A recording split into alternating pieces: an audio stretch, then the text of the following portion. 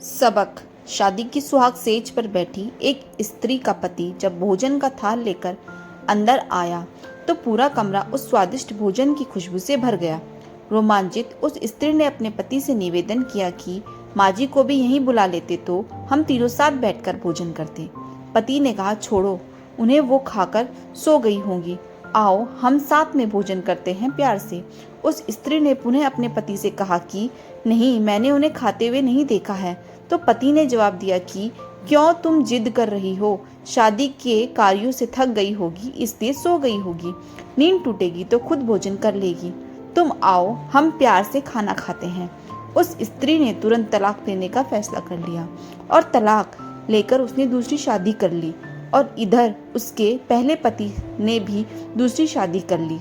दोनों अलग अलग सुखी घर गृहस्थी बसाकर खुशी खुशी रहने लगे। इधर उस स्त्री के 2 बच्चे हुए जो बहुत ही सुशील और आज्ञाकारी थे। जब वह स्त्री 60 वर्ष की हुई तो वह बेटों को बोली, मैं चारों धाम की यात्रा करना चाहती हूँ ताकि तुम्हारे सुखमय जीवन के लिए प्रार्थना कर सकूं। बेटे तुरंत अपनी माँ को लेकर चारों धाम की यात्रा पर निकल गए। एक जगह तीनों माँ बेटे भोजन के लिए रुके और बेटे भोजन परोसकर माँ से खाने की विनती करने लगे।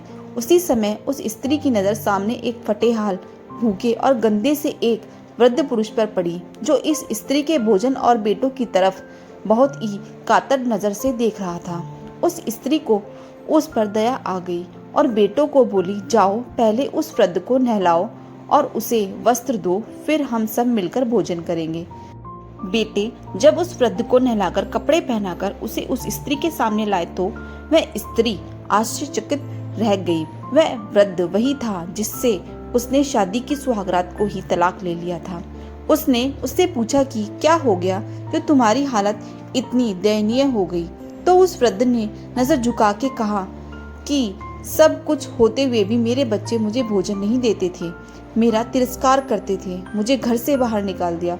उस स्त्री ने उस वृद्ध से कहा कि इस बात का अंदाजा तो मुझे तुम्हारे साथ सुहागरात को ही लग गया था, जब तुमने पहले अपनी बूढ़ी माँ को भोजन कराने के बजाय उस स्वादिष्ट भोजन की थाल लेकर मेरे कमरे में आ गए और बार बार कहने के बावजूद भी आपने अपनी माँ का तिरस्कार किया।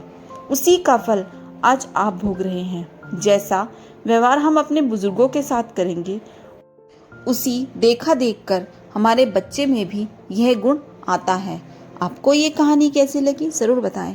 Thanks for watching. Please subscribe my channel.